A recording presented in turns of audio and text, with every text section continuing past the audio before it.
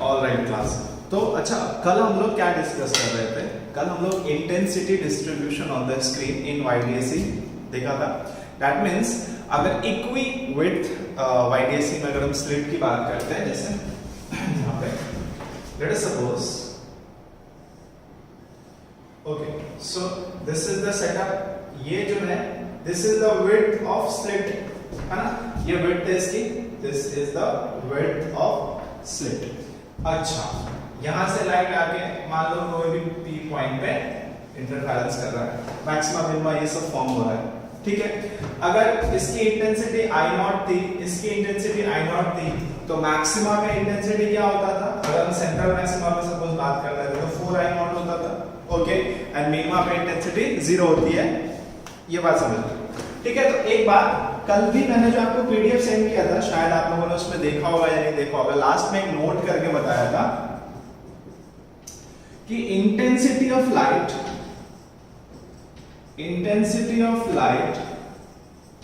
Through slit is directly proportional to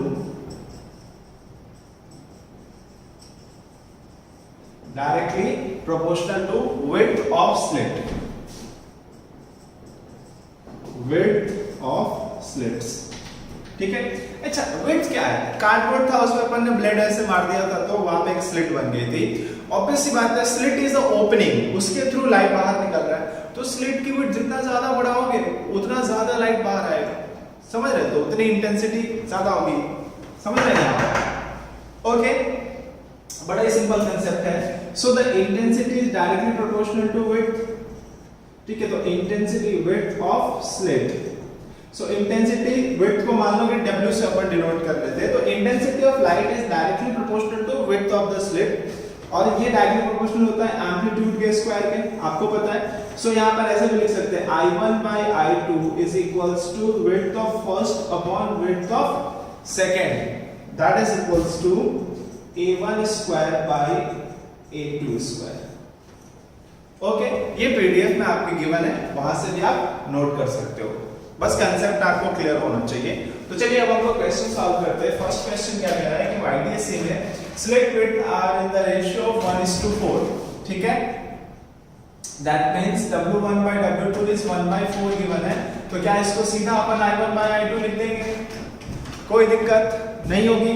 चलो देखो, width is equals to I नहीं लिख सकते, हाँ रेशियो में गिवन है तो लिख सकते हैं, okay.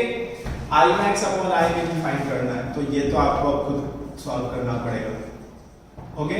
Root I1 plus root I2 का whole square upon root I1 minus root I2 का होल स्क्वायर, ओके। सो 1 प्लस 2 3 9/1 आंसर आ गया, ठीक है, समझ गए। चलिए अब बात करते हैं हम लोग क्वेश्चन नंबर 2 के बारे में। क्वेश्चन नंबर 2 क्या कह रहा है कि इन एन इंटरफेरेंस पैटर्न, ध्यान से समझना बच्चों, produced by two identical slits, दो आइडेंटिकल स्लिट्स है। एक बार रफली हम लोग सेटअप बना लेते हैं। सो this is the S1 and this is the S2, okay, identical है। अच्छा एक बात बताओ बच्चों, लॉजिक समझ, मान ले इसकी इंटेंसिटी I0 है और यहाँ पे जो लाइट है उसकी इंटेंसिटी I0 है, तो एट सेंट्रल मैक्सिमा इंटेंसिटी क्या होती थी? 4I0 होती है, समझ रहे हैं? मतलब इंडिविजुअल इंटेंसिटी का 4 टाइम्स होता है। उल्टा समझो, अगर सेंट्रल मैक्सिमा पे जो इंटेंसिटी है उसका 1/4 कर दो तो वो आपके स्लिट की इंटेंसिटी आ जाएगी, समझ रहे हैं ना? उल्टा समझ। तो चलो क्वेश्चन का आंसर बोल रहा है कि in an interference pattern produced by two identical slits the intensity at the central maxima is I।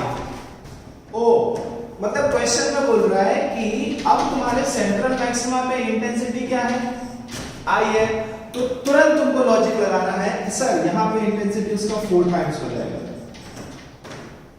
समझो लॉजिक, I था, अगर इंडिविजुअल इंटेंसिटी I थी तो सेंट्रल मैक्सिमा पे 4I है, तो अगर सेंट्रल मैक्सिमा पे I है तो इंडिविजुअल इंटेंसिटी I/4 होगा। सिंपल, बस हो गया, क्वेश्चन सॉल्व हो गया। The intensity at the same spot, इसी पॉइंट पे when either of two slits is closed. अब क्या करना है तुमको, एक को बंद कर दो, इसको क्लोज कर दो, तो ये लाइट खत्म हो जाएगी, तो यहाँ पे सिर्फ और सिर्फ ये लाइट पहुंचेगा। तो सेंट्रल मैक्सिमा पे एक ही लाइट हो रहा है, तो कोई इंटरफेरेंस नहीं होगा ना, सिंगल सोर्स है तो कहां से इंटरफेरेंस होगा। तो यहाँ पे लाइट क्या हो जाएगी, I/4। जब एक स्लिट को बंद कर देंगे तो सेंट्रल मैक्सिमा पे इंटेंसिटी जो होगी वो सो इंडिविजुअल S1 की इंटेंसिटी होगी दैट इज I/4। तो सेकंड ऑप्शन आपका करेक्ट हो जाएगा। आई होप फंडा क्लियर होगा इनका, ठीक है। चलो उसके बाद बात करते हैं एग्जांपल नंबर 3। बोल रहा है कि YDAC किया गया है यूजिंग डिफरेंट वेवलेंथ को यूज करके, डिफरेंट कलर यूज करके। आपको ये पता है विप्योर होता है, सबसे ज्यादा इसका वेवलेंथ होता है, ठीक है, रेड का। तो one colour at a time, the fringe width आपको पता है कि B is equals to lambda D/D, so that is directly proportional to lambda। जिसका लैम्डा ज्यादा उसका फ्रिंज विड्थ ज्यादा। कल ही लिखा दिया था आपको जब मैं फ्रिंज विड्थ बता रहा था।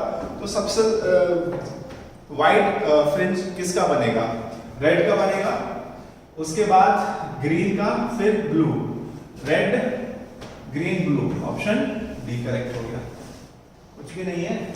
चलो उसके बाद सॉल्व करते हैं इसको। एग्जांपल नंबर 4 बोल रहा है कि YDAC lambda is 5000 angstrom is given, small d is 0.2 mm, capital D is 200 centimeter, that is 2 meter. Find the height of the third maxima. ये this is the third maxima, ये y पता करना है आपको, ठीक है। तो सिंपल है, y is equals to होता है n lambda d/d। लेकिन डायरेक्ट ये फॉर्मूला नहीं यूज करेंगे, डायरेक्ट फॉर्मूला यूज नहीं करना है। कल बताया मैंने आपको, कल बताया क्या, हाँ बता चुका हूं मैं कि ये दो एजम्पशंस मानने के बाद आता है, ठीक है। d should be less than capital D होना चाहिए। पहला एजम्पशन ये था कि हमारा जो ये है इसके कंपैरिजन में छोटा होना चाहिए। Now you can see 0.2 mm क्या ही होगा, एक तो छोटू सा, ये 2 मीटर के कंपैरिजन में बहुत छोटा है। तो पहला एजम्पशन अपना बहुत क्लियर है। और दूसरा एजम्पशन अभी आपको पता चलेगा, अभी जस्ट इसके बाद वही कांसेप्ट बताने वाला हूं, ठीक है। तो वो भी यहाँ पे अप्लाई हो रहा है, ओके। d/λ का रेशियो होता है बेसिकली, वो भी यहाँ पे अप्लाई हो रहा है। अभी के लिए हम ये फॉर्मूला यूज करते हैं, थोड़ी देर बाद ये कांसेप्ट भी आपका क्लियर हो जाएगा, ठीक है।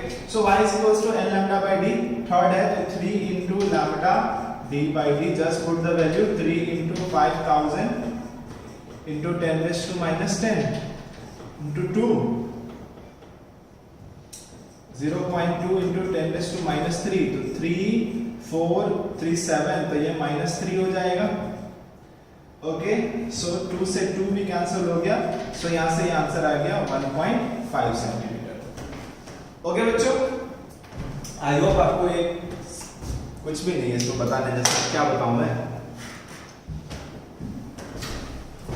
अच्छा एक कंसेप्ट बताता हूं, वो इंपॉर्टेंट है। जैसे मान लो कि कोई भी YDAC सेटअप है,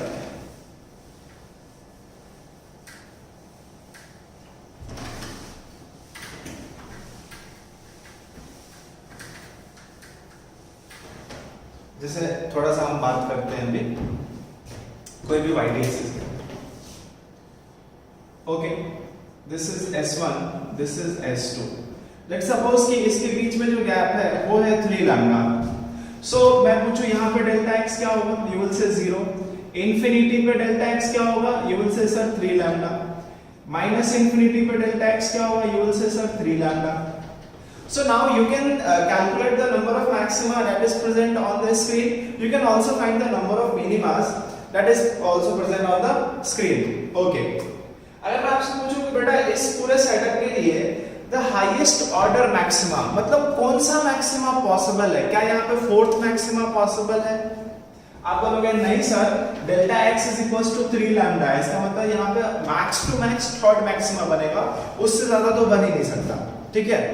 मैं बोलूं कि क्या 7th मैक्सिमा फॉर्म होगा क्या इस सेटअप में, यू विल से सर नहीं, इसमें 7th मैक्सिमा फॉर्म नहीं होगा, क्योंकि इंफिनिटी पे जाके भी थर्ड मैक्सिमा ही बन रहा है, तो इंफिनिटी से आगे तो कुछ है ही नहीं। अगर सोच यहीं पे ये डिस्टेंस ज्यादा होता, या फिर ऐसा कुछ हमें तरीका मिल जाए, कोई ऐसा शॉर्ट ट्रिक पता चल जाए, कुछ तो पता चल जाए कि हमें ये सब कैलकुलेट ही ना करना पड़े, डेल्टा एक्स ये वो कहाँ जाएगा, कितना नंबर ऑफ मैक्सिमा, 1 2 3 4 5 6 7, कितना लंबा प्रोसेस होगा। हाँ, कुछ ऐसा फॉर्मूला पता चल जाए ताकि क्वेश्चन को देख के अपन बता दें कि अरे इसमें मैक्स टू मैक्स ये वाला maxima formula, that means highest order of maxima we can find directly. Okay, ऐसा कुछ फॉर्मूला अपन को पता चल जाए, उसी चीज में हम थोड़ा भी डिस्कशन करते हैं। ओके,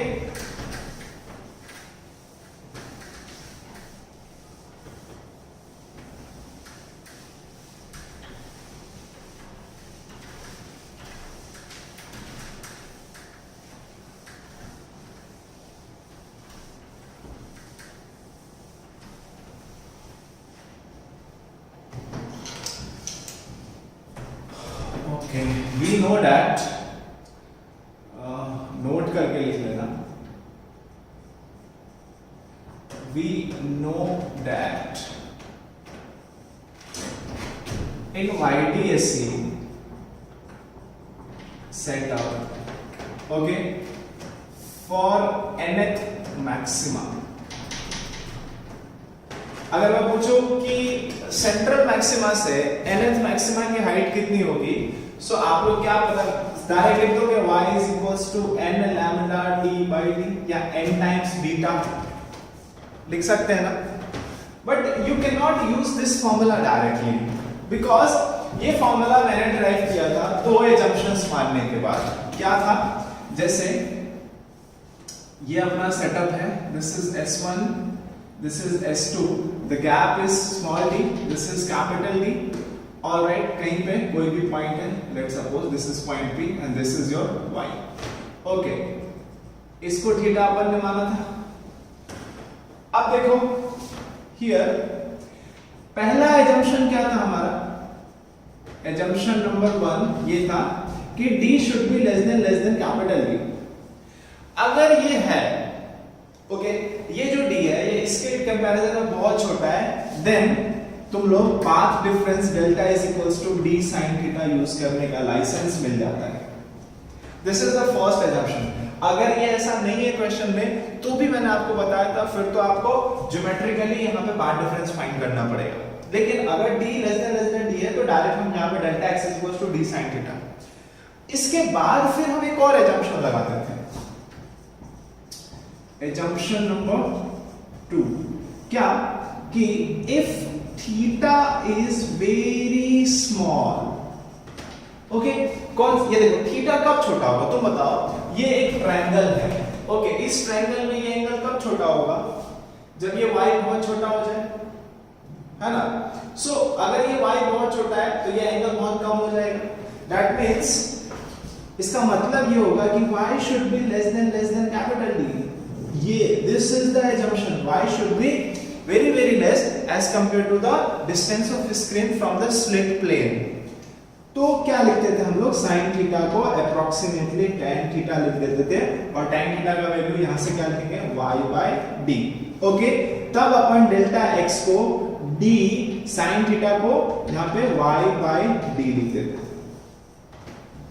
ओके, सो ये फॉर्मूला यूज करने के लिए हमको दो एजम्पशन से पास होना पड़ता है ना, तब आपको ये फॉर्मूला यूज करने का लाइसेंस मिलेगा।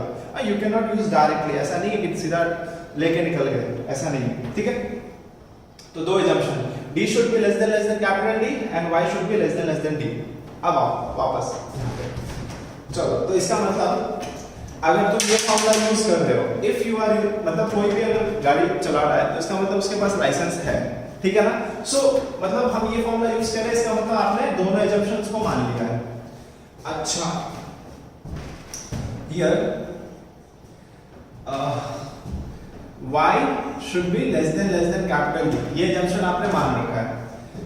अच्छा, तो इसको इधर ले आओ, तो y by d should be less than 1। इसका मतलब y by d का जो रेशियो है ना वो 1 से भी बहुत छोटा होना चाहिए, मैथ्स तो यही बोल रहा है ना। अच्छा, तो यहां से बताओ,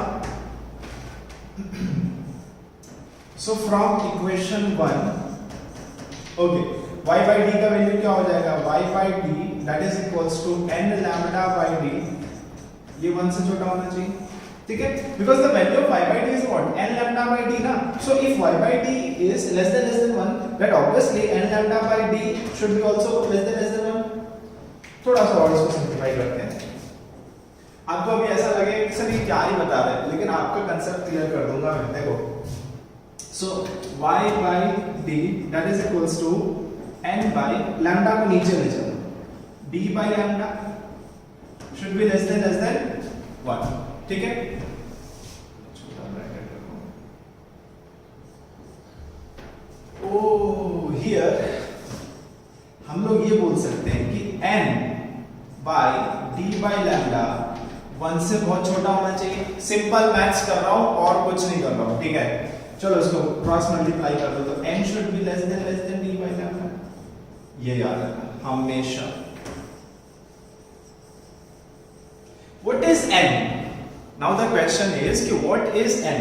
n मतलब कि कौन सा मैक्सिमा की बात कर रहे हैं. मैं बोलूं कि फिफ्थ मैक्सिमा बताओ, तो n is equals to 5 ना, तो वो जो 5 है वो d by lambda के रेशियो से काफी छोटा होना चाहिए.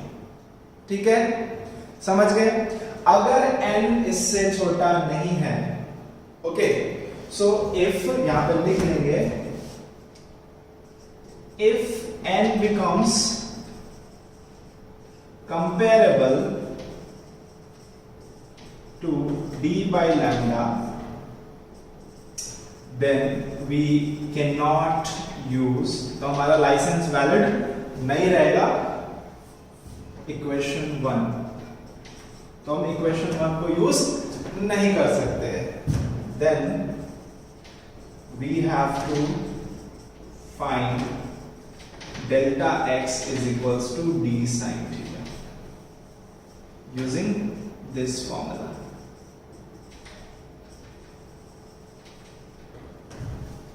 क्लियर है बच्चों? ओके, मतलब यहां पे भी हम लिख सकते हैं here n cannot be infinitely large. ठीक है, अगर n अगर बड़ा क्वांटिटी हो जाएगा तो फिर वो हमारे एजम्पशंस को वायलेट कर देगा, वायोलेट कर देगा. ठीक है, समझ रहे? ठीक है, इतना सब बताया ना. एक ही बात ध्यान रखना, जितना भी गेम है ना, जो भी गेम होने वाला है इसमें, सारा का सारा गेम डिपेंड करता है d बाई लैम्डा के रेशियो. क्वेश्चन देखेंगे, फट से d बाई लैम्डा का रेशियो अपने माइंड में फाइंड कर लेंगे और बोलेगा कि 500 मैक्सिमा बताओ, 500 मैक्सिमा बताओ, तो n is equals to 500 हो गया.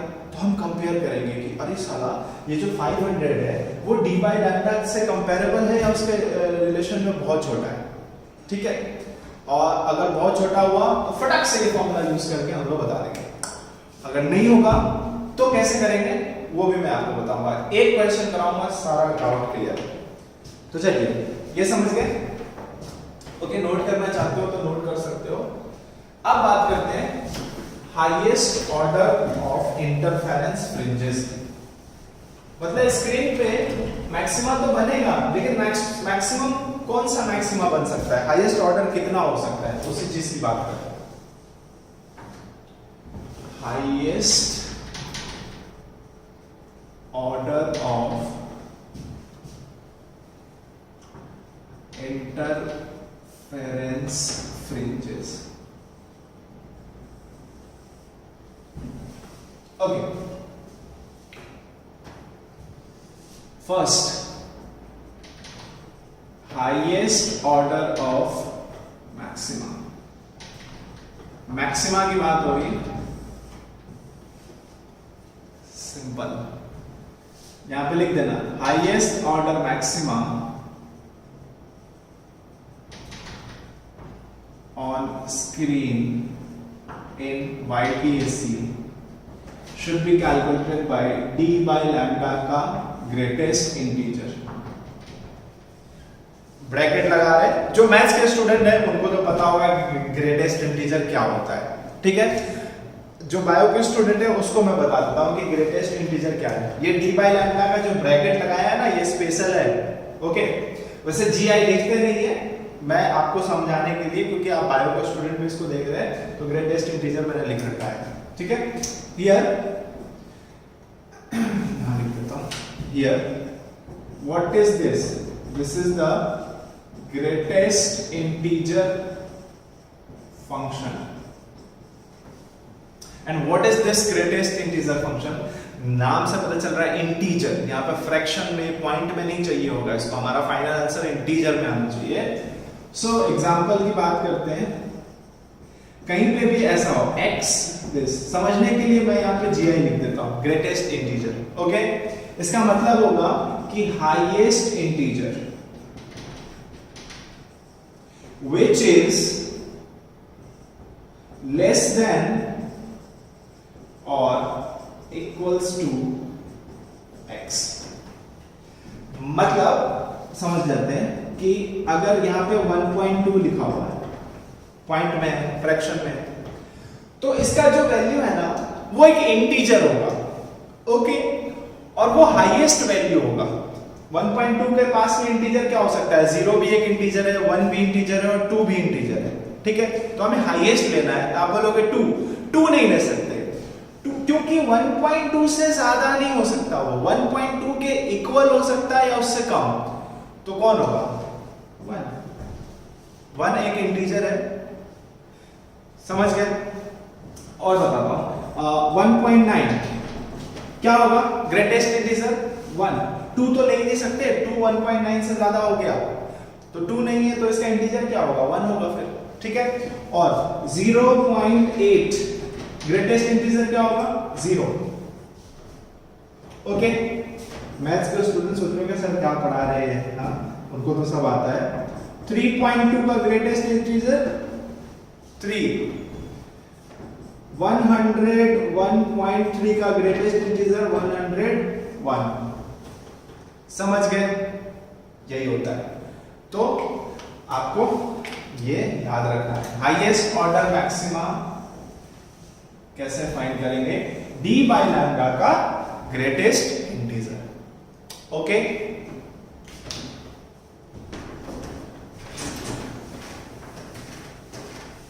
तो चलो हाईएस्ट ऑर्डर मिनिमा भी फाइंड कर लेते हैं।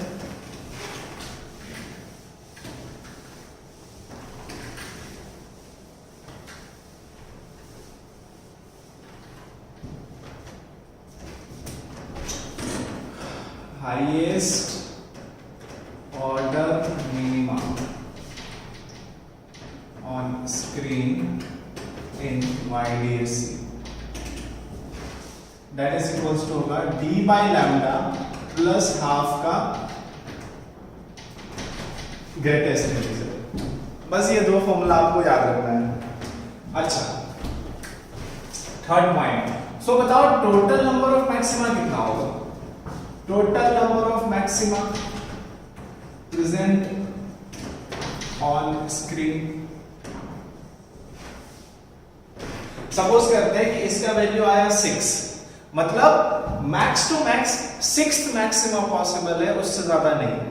तो सेंट्रल मैक्सिमा के 6 ऊपर 6 नीचे 12 प्लस एक सेंट्रल मैक्सिमा, तो टोटल 13 मैक्सिमा फॉर्म हुआ ना।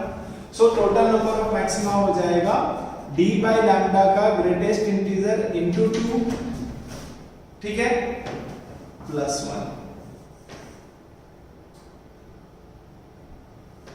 1 क्यों, 1 is for the central maxima, लिख लेना 1 is for the central maxima. Fourth, total number of minima present on screen क्या हो जाएगा 2 times of d by lambda plus half का ग्रेटेस्ट इंटीजर। ओके, अब इसमें सेंट्रल मिनिमा नाम की कोई चीज तो होती नहीं है, तो इसमें 1 ऐड करने की कोई जरूरत नहीं है। ओके, समझ गए? एक क्वेश्चन कराता हूं, सब क्लियर हो जाएगा। देखो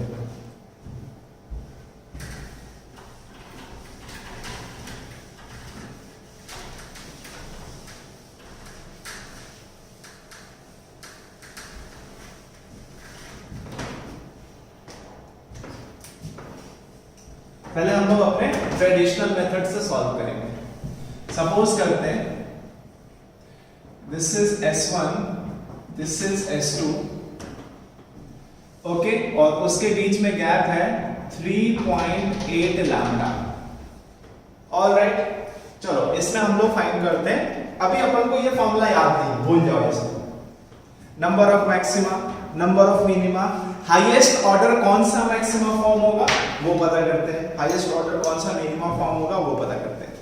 तो चलिए, अच्छा ये S1 S2 है, तो यहाँ पे आपको पता है कि डेल्टा x क्या होगा 0। Okay, at infinity delta x हो जाएगा 3.8 lambda, at minus infinity delta x is equals to 3.8 lambda.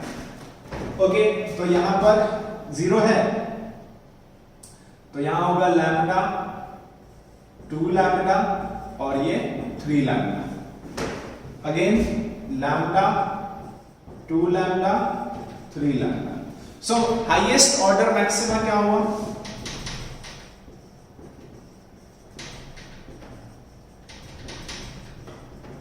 Third. अरे थर्ड मैक्सिमा ही तो फॉर्म हो रहा है। ये क्या है? ये कोई मैक्सिमा है? नहीं। ये कोई मिनिमा है? नहीं, ये तो कुछ भी नहीं है। ये थर्ड मैक्सिमा, उससे ज्यादा पॉसिबल नहीं है।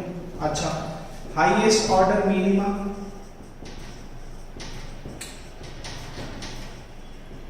मिनिमा की बात कर लेते हैं। ये 0 है, तो यहां पे lambda by 2, 3 lambda by 2, 5 lambda by 2 और एक यहां पर 7 लैम्डा बाय 2 भी होगा।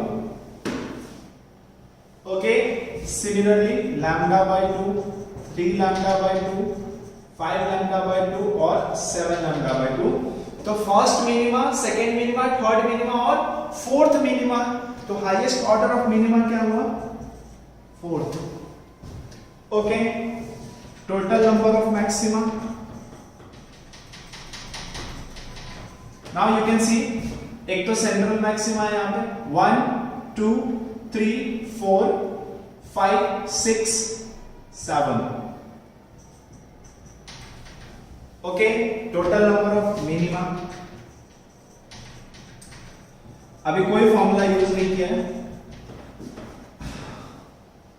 1 2 3 4 5 6 7 8। ठीक है, तो अगर फॉर्मूला याद आपको नहीं है ना, तो भी आप क्वेश्चन सॉल्व कर सकते थे। ये अपना ट्रेडिशनल मेथड है। अब हम लोग सॉल्व करते हैं इसको फॉर्मूला से।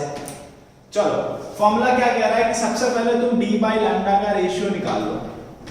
Okay, so the value of d by lambda is what? 3.8 lambda by lambda is 3.8। Okay, ठीक है, इतना नोट कर लिया। नोट करने की भी जरूरत नहीं है। अब हम इसको सॉल्व करेंगे अपने ट्रेडिशनल मेथड से। वो क्या कहता है कि highest order of maxima is greatest integer of d by lambda. Okay, so 3.8 का ग्रेटेस्ट इंटीजर क्या होगा? 3। इसका मतलब max to max third maxima form होगा। क्या यही था answer? Okay, highest order minima. Highest order minima sir ने बोला है d बाई लैम्डा को हाफ से ऐड कर दो, फिर उसका greatest integer. Okay, so this is 3.8 plus 0.5, this is 4.3। Okay, 4.3 का ग्रेटेस्ट इंटीजर क्या होता है? 4। So max to max fourth minima possible है। यस, फोर्थ मिनिमा फॉर्म हुआ था। ओके, चलो, टोटल नंबर ऑफ मैक्सिमास हमने बोला है 2 times of d by lambda का ग्रेटेस्ट इंटीजर प्लस 1। ठीक है, तो ये आ जाएगा 2 इंटू 3 प्लस 1, तो 7। और total number of minima sir ने बोला है 2 times of d by lambda plus half. Okay, so d by lambda plus half is 4.3। 4.3 का ग्रेटेस्ट इंटीजर 4, तो यानी 8। देखो, फॉर्मूला याद रहेगा तो डायरेक्टली क्वेश्चन सॉल्व कर सकते हो। इतना सब कुछ ये सब बनाने की जरूरत नहीं पड़ेगी, कुछ करने की जरूरत नहीं है, डायरेक्ट सॉल्व कर लोगे। और अभी आपको लग रहा होगा कि सर ये वाला मेथड इजी है। ये अभी इसलिए इजी है ना, मैंने ये कम लिया है। अगर मैं 17 लैम्डा ले लेता तो तुम इतना 17 इधर 17 नीचे बनाते नहीं ना, कितना लंबा प्रोसेस हो जाता है। टाइम सेविंग करने के लिए आपको ये फॉर्मूला याद करना ही पड़ेगा।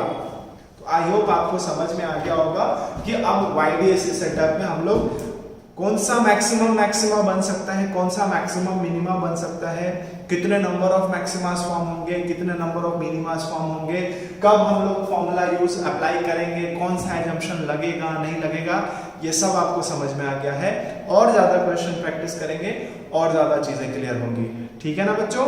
तो चलिए आज का लेक्चर हम यहीं पे फिनिश करते हैं। फिर से आपको मॉड्यूल के ही क्वेश्चन में दे रहा हूं, क्योंकि अपन को मिड सेम से पहले मॉड्यूल सॉल्व कर लेना है, जो भी इंटरफेरेंस या YDSC पे बेस्ड क्वेश्चन है। ठीक है, फिर मिलते हैं आपसे नेक्स्ट लेक्चर में। Bye class, bye everyone.